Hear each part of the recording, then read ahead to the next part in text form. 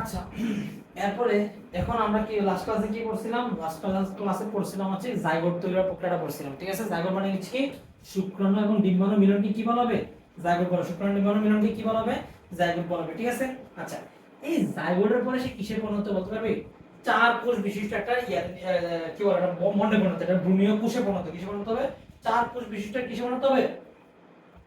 চার কোষ বিশিষ্ট একটা কিসে পরিণত হবে? ভ্রূণে পরিণত হবে। মানে জাস্ট এরকম এটা এমন এমন টাইপের হয়েছে। ঠিক আছে, চারটা কোষ থাকবে। কয়টা কোষ থাকবে? চারটা কোষ। কয়টা কোষ থাকবে? চারটা কোষে চার কোষ বিশিষ্ট একটা কিসে পরিণত হবে? ভ্রূণে পরিণত হবে। ঠিক আছে, এই চার কোষটা পরবর্তী কিসে পরিণত হবে? মরুলাতে পরিণত হবে। কিসে পরিণত হবে? মরুলা। কিসে পরিণত হবে? মরুলা। মরুলা কয় কোষ বিশিষ্ট? 16 কোষ বিশিষ্ট। কয় কোষ বিশিষ্ট? 16। কয় কোষ বিশিষ্ট? 16। ঠিক আছে, চলো এটা অনেকবার বলে, বাট 16 হচ্ছে মেইনলি প্রেফারেবল। মরুলার পরে আছে কি তৈরি করবে? ব্লাস্টুলা তৈরি করবে। কি তৈরি করবে? ব্লাস্টুলা। কি তৈরি করবে? ব্লাস্টোসিস্ট বা ব্লাস্টুলা একই। আচ্ছা, ব্লাস্টোসিস্ট টোটাল ব্লাস্টোসিস্ট থাকে কয়টা কোষ থাকে? 100টা কোষ থাকে। কয়টা থাকে? 100টা কোষ নিয়ে কি করবে? ব্লাস্টুলা তৈরি করবে। কি তৈরি করবে? ব্লাস্টুলা তৈরি করবে। ঠিক আছে, 100টা কোষ নিয়ে কি তৈরি করবে? ব্লাস্টুলা তৈরি করবে। ব্লাস্টুলার পরে কি হবে? গেস্টুলা হবে। কি বলে? গেস্টুলেশন হবে। কি হবে? গেস্টুলেশন হবে। এই গেস্টুলেশন এটা পরবর্তীতে, এটা অনেক পরের ধাপ। ঠিক আছে, গেল, আমি আগে দেখাই দিচ্ছি, এটা কোনো সমস্যা না। এই যে ব্লাস্টোসিস্ট বা ব্লাস্টো যে তৈরি হলো, এই যে ব্লাস্টোসিস্ট, এটা কি বলা হবে? ব্লাস্টোসিস্ট। ব্লাস্টোসিস্ট। আচ্ছা, এই যে এতগুলা কাহিনী বললাম, এই যে জাইগোটের পরে এটা কথা মরুলা পরে কোথায়? ব্লাস্টোসিস্ট বলো। এই যে এতগুলা কাহিনী হইছে, এটা কোথায় বলতে পারবি? এইটা টোটালি হয়েছিল, আমি কি বলছিলাম, এই যে আমরা যেটা জরায়ু আঁকি, জরায়ু যে আঁকি, জরায়ু আঁকলে এই যে আমরা কি বলছিলাম, ফার্টিলাইজেশন বা নিষেক কোথায় হয়? ফ্যালোপিয়ান টিউবে। কোথায় হয়? ফ্যালোপিয়ান টিউবে। অর্থাৎ এই যে ব্লাস্টোসিস্ট যে প্রক্রিয়াটা বা নিষেক যে পুরো প্রক্রিয়াটা যে আমি দেখালাম এত লাস্ট ক্লাসে, এটা সম্পূর্ণ কোথায় হয়েছে? এই যে এখানে হয়েছে। কোথায় হয়েছে? এইখানে হয়েছে। এখন আমরা কি বলছি, পিরিয়ড সাইকেল যে বা মেনস্ট্রুয়াল সাইকেল যে পড়াইছিলাম, এখানে আমরা কি বলছিলাম, এই যে জাইগোট তৈরি করার পরে ইন দ্য মিন টাইম এখানে না তোর হচ্ছে কি রাজা রানী তার রাজার জন্য অনেক কিছু তৈরি করে রাখতেছে, তৈরি করে প্রস্তুত করতেছিল না জিনিসটা, তার মানে সে এত নিষেক হয়ে গেছে। এখন এই যে ব্লাস্টোসিস্টটা কোথায় এসে অবস্থান করবে? সে হচ্ছে কি জরায়ুর প্রাচীরে এসে কি করবে? অবস্থান করবে। কি করবে? জরায়ুর প্রাচীরে এসে কি করবে? অবস্থান করবে। এই যে জরায়ুর প্রাচীরে যে সে অবস্থানটা করলো, ব্লাস্টোসিস্টটা হচ্ছে জরায়ুর প্রাচীরে যে অবস্থান করলো, এই প্রক্রিয়াটাকে কি বলা হবে? ইমপ্লান্টেশন বলা হবে। কি বলা হবে? ইমপ্লান্টেশন। কি বলা হবে? ইমপ্লান্টেশন। টপিকটার নাম কি হবে? ইমপ্লান্টেশন। তার মানে নিষেকের পরের টপিকটার নাম কি? ইমপ্লান্টেশন। কি বলা হবে? ইমপ্লান্টেশন। কি বলা হবে? ইমপ্লান্টেশন। ঠিক আছে, বুঝলেন জিনিসটা কি বলা হবে? ইমপ্লান্টেশন। মানে ব্লাস্টোসিস্টটা জরায়ুর প্রাচীরে এসে অবস্থান করা প্রক্রিয়াটা কি বলা হবে? ইমপ্লান্টেশন বলা হবে। কি বলা হবে? ইমপ্লান্টেশন বলা হবে। ঠিক আছে, আচ্ছা এটা কতদিন লাগাই হবে? নিষিক্ত হওয়ার 6 থেকে 9 দিনের মাধ্যমে। কয় দিনের মাধ্যমে? 6 থেকে 9 দিনের মাধ্যমে মধ্যে এটা কি হবে? এটা এসে ইমপ্লান্টেশন হবে। কি হবে? 6 থেকে 9 দিনের মধ্যে কি হবে? ইমপ্লান্টেশনটা হবে। ঠিক আছে, বুঝতে পারলে জিনিসটা? গেল, তাহলে ইমপ্লান্টেশন জিনিসটা বোঝা গেছে জিনিসটা। আমি যদি আবার বলি, এই জায়গাটা তৈরি হবে, জায়গাটার পরে কি হবে? চার কোষের একটা বোন তৈরি হবে। চার কোষের বোনের পরে কি তৈরি হবে? মরুলা তৈরি হবে। মরুলার পরে কি তৈরি হবে? 100 কোষ বিশিষ্ট একটা কিছু পরিণত হবে? ব্লাস্টোসিস্টে পরিণত হবে।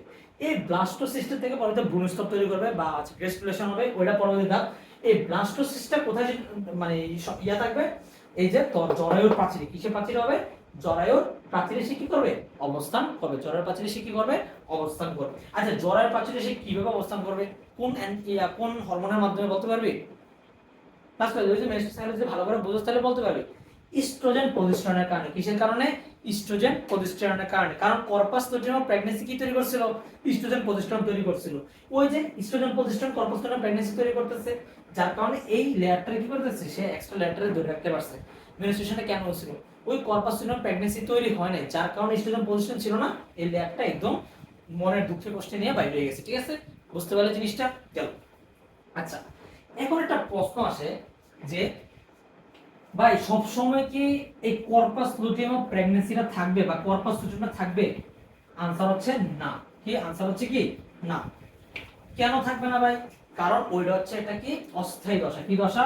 অস্থায়ী দশা। এটা হচ্ছে কি একটা, আশা করি আর এটা শেষ হয়ে গেছে রে, বুঝতে পারি না শেষ হয়ে যাবে জিনিসটা।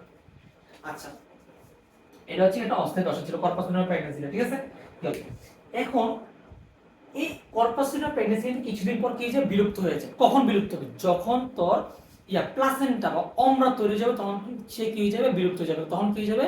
বিলুপ্ত হয়ে যাবে। এই যে জরায়ু প্রাচীর ঘেরা কি তৈরি করবে, একটা প্লাসেন্টা তৈরি করবে।